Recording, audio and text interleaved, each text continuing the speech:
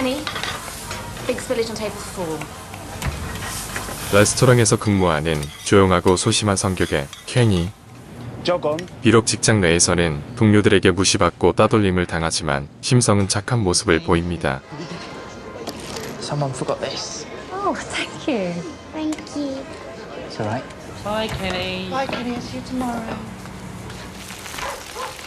집으로 돌아온 케니는 자신의 노트북을 찾지만 그의 여동생 린지가 몰래 사용하고 있었는데 심지어 노트북은 바이러스에 감염되어 먹통이 되었습니다.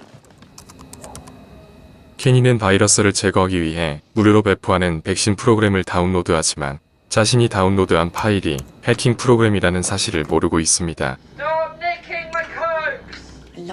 케니의 어머니가 외출을 나간 틈을 타 케니는 방 안에서 혼자만의 은밀한 시간을 보내려 하는데 성인 사이트에 접속한 케니는 성욕을 해소하기 위해 바지의 지퍼를 풀기 시작합니다. 노트북의 웹캠으로 누군가가 지켜보고 있다는 사실을 모른 채 말이죠. 케니는 볼일을 마치고 다시 노트북 앞에 앉았는데 수상한 메일 한 통이 와 있었습니다. 메일에는 케니의 행동을 담은 영상이 첨부되어 있었고 케니의 전화번호를 요구하는 협박의 내용이었습니다.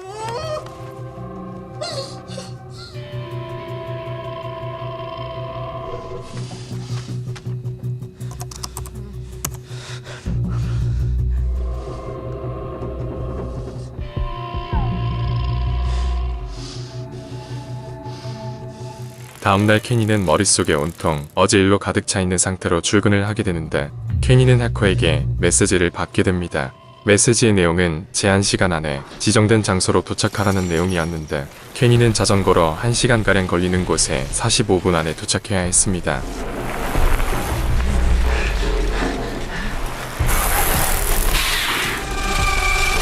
케니는 가까스로 목적지에 도착하였고 다급히 에코에게 메시지를 보내는데 케니 앞에 한 남자가 등장하더니 자신도 에코에게 협박을 받는 처지라며 케니에게 상자를 건네줍니다.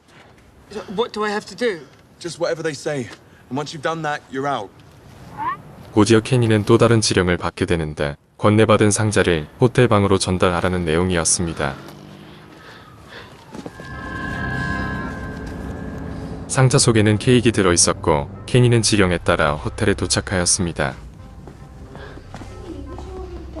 도착한 방 안엔 중년의 남성이 있었는데 남자는 가정이 있지만 매춘 사이트에서 만난 민디라는 여성과 호텔에서 만나기로 했었고 그녀를 기다리고 있었습니다. 하지만 이내 남자도 해커에게 협박 메시지를 받게 되었고 지령을 수행해야 했습니다. They say, go with him, take the package. Why both of us? I don't know. They just need us to follow their instructions. And everything will be okay. Okay? 중년의 남자는 케니와 함께 목적지로 향하라는 지령을 받게 되었고 그곳에 케이크를 전달해야 했습니다. What a fucking idiot! I can't fucking justify it. I just wanted to fuck a 20-something. For old time's sake, I don't know. I joined this website. I was curious. Just wanted to see what was on there. If that shit gets out, that's my wife out the door. Jerking off. Jerking off to porn or something. The fucking Pope probably does that. They're gonna put it everywhere, like they're gonna send it to everyone. They filmed me. 케니와 남자는 해커가 지시한 장소에 도착하였습니다. 그리고 동시에 해커에게 메시지가 도착하는데 Look in the cake. 해커가 이들에게 다음으로 지령한 것은 은행을 타는 것이었죠. Who is driver? Who is robber? 한 명은 운전자, 한 명은 강도가 되어야 하는 상황에서 운전을 하지 못하는 케니가 은행 강도가 되어야 했습니다. So, go in there and do it. Glasses. Breathe through your nose. 결국 은행에 들어선 케니는 권총을 꺼내들었고 은행원에게 돈을 요구했습니다.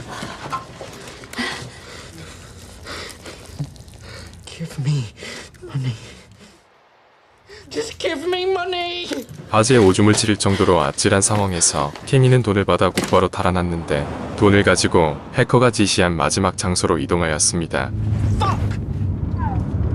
They say we've got to take it somewhere.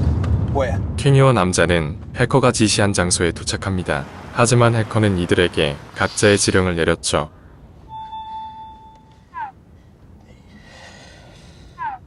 Destroy the car. Just you alone. 각자의 지령을 맡게 된 케니와 남자는 여기서 작별하게 되고 케니는 돈을 가지고 숲으로 향했습니다.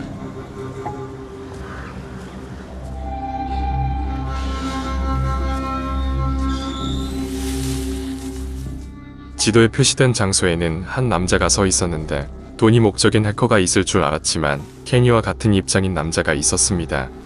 We've got to fight, or else they post everything they've got on us.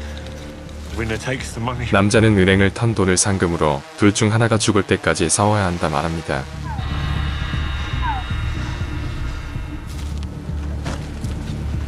I don't know about you, but my life's over. Fucking over. 그렇게 남자는 케니에게 달려들었고 해커는 이들의 싸움을 지켜보고 있었죠. 그 시각 해커의 지령을 마치고 집으로 돌아온 중년의 남자. Mindy. 하지만 시키는 대로 한다면 유포하지 않겠다는 말과는 다르게 해커는 약속을 지키지 않았습니다.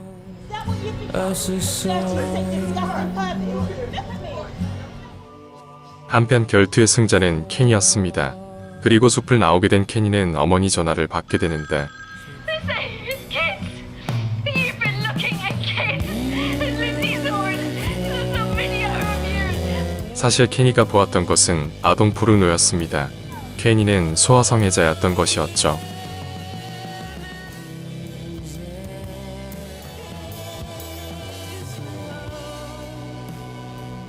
They just need us to follow their instructions, and everything will be okay.